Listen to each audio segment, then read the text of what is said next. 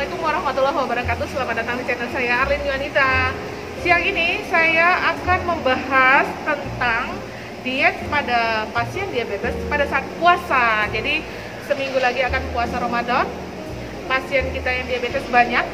Beberapa suka menanyakan gimana ya cara makannya, apakah berbeda dengan hari biasa, apakah sama. Ini saya ada bacain ini ya, sedikit data epidemiologi ya. Di Indonesia tahun 2030 diperkirakan ada 21,3 juta penderita diabetes atau kita sebut kerennya diabetesi. Nah, tahun 2011 tuh di seluruh dunia ada 7 miliar penduduk. Sekarang berarti 7 miliar lebih berapa nggak tahu. Dan seperempat sampai seperlima penduduk dunia adalah orang Muslim atau Islam yang akan menjalankan ibadah puasa. Dari yang sekian miliar itu juga akan menjalankan ibadah puasa dengan diabetes. Apakah ada kekhususan? Nah, saya mau ngobrol-ngobrol dengan ahli gizi nih. Beliau adalah Mbak Puput Drastis, ahli media gizi. Halo, dokter. Assalamualaikum. Kita masih bareng ya, bikinnya. Kayak janjian nggak bisa banget. Dia limit-limit kami nih. Iya, Respon sama. janjiannya. Oke, dokter. Oke, kita mau ngobrol-ngobrol. Jadi sebetulnya Mbak Puput, untuk diabetes itu dietnya itu ada beda nggak sih antara bulan puasa sama nggak bulan puasa? Iya, jelas beda ya, dok. Kita yang nggak diabetes aja beda. Pasti perubahan pola makan itu ada. Kalau nggak bulan puasa nih, biasa kita makan berapa kali? 3 kali. Kalau untuk pasien diabetes bisa makan 3 kali utama dan 2 kali makan seringan. Nah, kalau bulan puasa masih ada perbedaan karena kita di siang hari nggak makan benar. Ya, jadi perubahannya adalah 2 kali makan utama dan 2 kali seringan. Yang utama seperti itu. Ya. Seperti itu, jadi beda dalam jumlah makannya, Iya. kali makannya. Iya, jadwalnya juga jenis. Kalau jumlah dan jenisnya bisa jadi sama. Ya, karena untuk kebutuhan dari diabetes itu sendiri kalorinya sama. Puasa tidak puasa itu sama. Tergantung nanti aktivitasnya ya. Tapi kalau untuk jadwalnya ini yang Jadi guys, di Indonesia itu kita bersyukur banget ya, kita tinggal di Katulistiwa ya. benar. Kalau di Indonesia atau di Katulistiwa itu ya daerah Asia Tenggara ya, kita puasa tuh maksimal 13 jam. Betul. Anda bisa bayangkan, teman saya pernah dulu lagi sekolah ngambil PhD di Eropa, pas musim panas guys, dia puasa 20 jam. Bisa dibayangkan 20 jam, kamu gemeter hipoglikemi. Nah ini nih hipoglikemi Nah, itu dia. yang ditakutkan salah satunya mungkin dokter nanti hipoglikemi atau hiperglikemi ya adalah diabetes yang menjalankan ibadah puasa. Guys, ada komplikasi nih ya, yang kenapa kita harus membahas khusus masalah ini ya. Jadi ada komplikasi pada pasien diabetes yang menjalani puasa. Pertama adalah hipoglikemi ya, dia kadar gula darahnya ngedrop sampai di bawah 60%.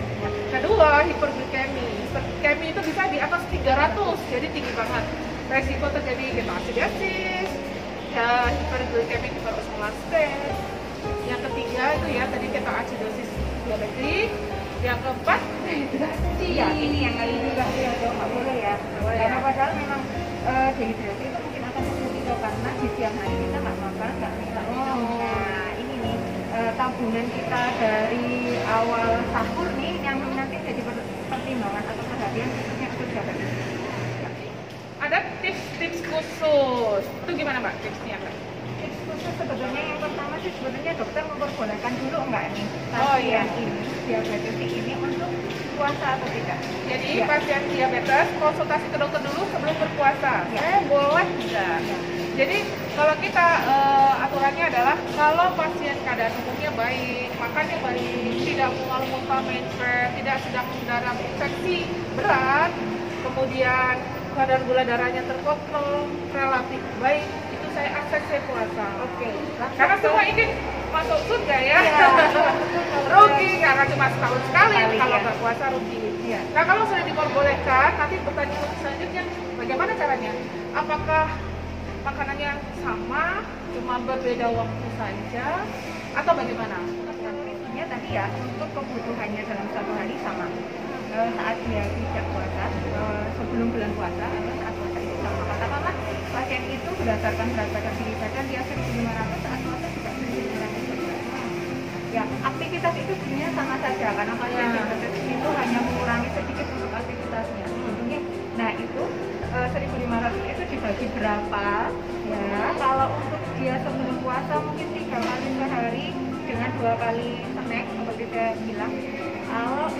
waktu puasa jelas 2 kali makan utama. Satu sahur, satu buka, 2 kali snack. Satu snack. Ya.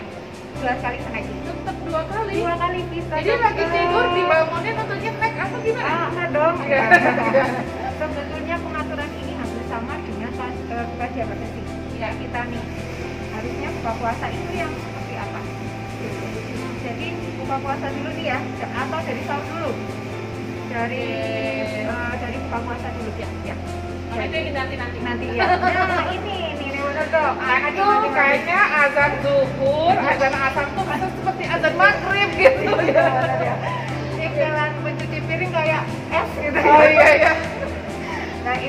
Nah satu yang jadi ini berbukalah dengan yang manis. Iya kan tuh? Ya. Kita juga seperti itu. Nafsunya adalah berbukalah dengan yang manis, bukan yang manis-manis. Atau kita harus ngaca lihat di muka kita kan enggak ya? Oh, kalau sama aku langsung tuh semua terasa manis. Aduh gaya banget ya. Berbukalah dengan yang manis itu sebetulnya betul, tapi bukan yang manis-manis. Ya. Hanya satu saja. Jadi manis satu bukan manis dua. Iya, manis atau manis kuadrat. Iya. Jadi ini kecenderungannya ya diabetes ya yang bukan diabetes itu peningkatan asupan ada di tinggi karbohidrat alias tadi yang manis-manis itu dan tinggi lemak. Nah di sini pada waktu Allah Akbar gitu ya.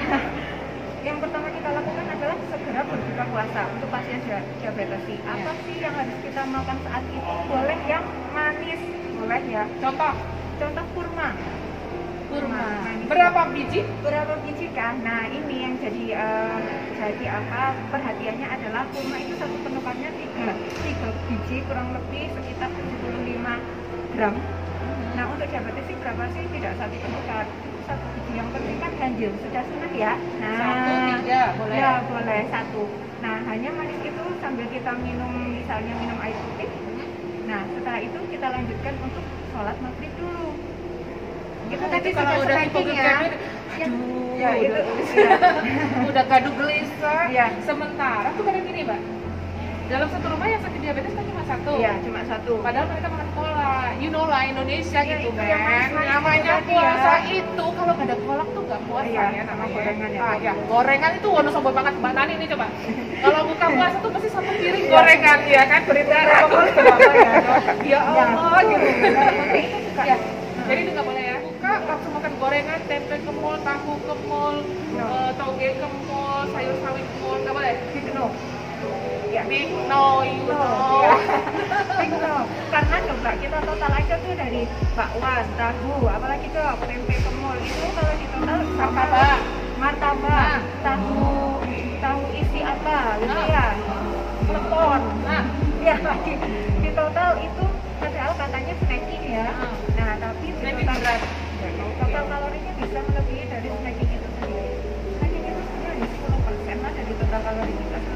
Kalau tadi totalnya 100.500 ya itu yang boleh diperhatikan. Jadi silakan berbuka dengan yang manis tapi tidak manis-manis khususnya untuk diabetes tadi ya. Boleh lah satu buah apel misalnya itu boleh, atau tadi kurma itu boleh. Kemudian kita sholat maghrib dulu, baru setelah itu makan yang utama, makan besar yang utama.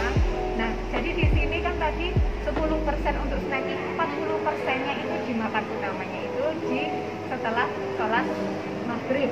Terus kemudian kita sholat tarawih, boleh snacking lagi 10% dari total kalori itu. Kemudian nanti di sahur, jadi 40%-nya lagi, total 100% terpenuhi seperti itu. Jadi sama 1.500 itu terpenuhi tujuannya itu. Contoh 1.500 ini contoh aja ya guys. Jadi itu tergantung berat Ya, badan juga sih. iya, Kalau berat badannya 100 kilo sama yang 50 kilo beda. Iya betul. Terus kalau misalnya nih orang bukannya makan minum madu boleh gak sih? Karena madu kan dari agama Islam juga di Al-Quran dijelaskan madu itu punya sebagai obat dan gizinya tinggi. Pada pasien diabetes boleh gak? Kalau boleh berapa banyak? Kalau madu sebetulnya dia sebenarnya adalah kalau karbohidratnya itu polisakarida ya. Dia boleh-boleh saja, tetapi dalam tadi dikembalikan lagi kalau kita bilang pasien diabetes itu tadi ya dok sudah disampaikan dokter di awal jumlah jenis jenisnya boleh nggak sih? Boleh, kembali ke jumlah. Nah jadi ini kalau dengan penukarnya aja, atau kalau madu tidak lebih dari misal 1 sendok teh dalam 1 hari. Tapi karena itu juga gulanya kita kita lihat untuk apa namanya jenis gulanya kan, kalau gula yang diperbolehkan untuk diabetes ini tidak berdosa, tidak berdosa gitu. Nah, memang kita walaupun diperbolehkan untuk gula murni itu kalau di diabetes ini tidak puasa 5% dari total kalori, dan kalau pada saat waktu puasa sampai 15% dari total kalori. Jadi kita hitung-hitung katakanlah kalau misalnya 10% dari 1.500 itu tadi 150, boleh untuk kalau gula pasir itu sendiri ya, itu boleh 3 sendok teh dalam 1 hari. 3 sendok itu berarti 5 gram. Iya betul. 3 kali 5 gram. Gimana mau itu? Iya, itu kan karena kondisi kita puasa ya dong. Ya kita tidak hipoglikemik juga. Nah itu untuk ketika menaikkan kondisi gula darah kita itu masih diperbolehkan asal kita memang dalam 1 hari itu bisa menghitung benar-benar nih asupan kita hanya untuk gulanya itu hanya segitu saja. Kalau misalnya nih itu tadi pertanyaan saya dengan kolak tadi, anggota keluarga yang lain tidak diabetes, terus kalian diabetes ini ikut makan kolak yang sama, biasanya kolak itu pakai gula Jawa ya mana dia? Gula Jawa, gula pasir, semua gula dimasukin, gula batu lah, gula kering lah, gula kerak. Itu gimana tuh? Itu sama, intinya gula murni itu hanya maksimal 15% dari total kalori untuk pasien DM gitu ya, untuk diabetes itu. Jadi katakanlah persajiannya kira-kira dia sampai 2 sendok makan untuk gulanya. Kalau kolak itu kayaknya kalau nggak manis bukan kolak ya. Nah itu menjadi tidak diperbolehkan. Tapi kalau bisa dikurangi dari ini, sebetulnya ini laki-laki pola dalam keluarga ya dok. Berarti yang keluarga bukan diabetes sih harusnya yang ngikutin yang diabetes sih dong. Jadi sebetulnya itu. Nah jadi tetap harus ada batasannya. Walaupun kan ini puasa, tapi nggak ada asupan apa-apa, jangan sampai hipoglikemik. Terus akhirnya saat buka puasa jadi over untuk makannya. Nah ini yang hiperglikemik Iya. Jadi kita makan cuma 2 kali, ditambah snacking 2 kali sebelum pada saat buka pas. Snacking pertama, snacking kedua adalah tidur ya. Betul. Sebelum tidur. Jadi sebaiknya tadi berbuka dengan yang manis. Manisnya contohnya adalah tadi salah satunya buah apel. Kalau buah seperti sawo yang manis banget, anggur yang manis banget, itu boleh terbatas atau tidak boleh sama sekali? Atau durian misalnya? Ya. Jadi kalau kita bicara tadi makanan apa, kita juga bicaranya tentang indeks glikemik ya dok. Ya ini mungkin bahasan yang lain lagi ya. Boleh kalau ada indeks glikemiknya itu sedang, itu tidak boleh dikonsumsi untuk buah harian. Ya contohnya misalnya kayak durian itu kalorinya tinggi ya. Ya indeks glikemiknya sedang itu, jadi dia kemampuan meningkatkan glukosa juga lebih gitu ya, lebih tinggi. Nah jadi tidak boleh snack harian pun konsumsinya 1 penukar aja. 1 penukar durian itu berapa ya?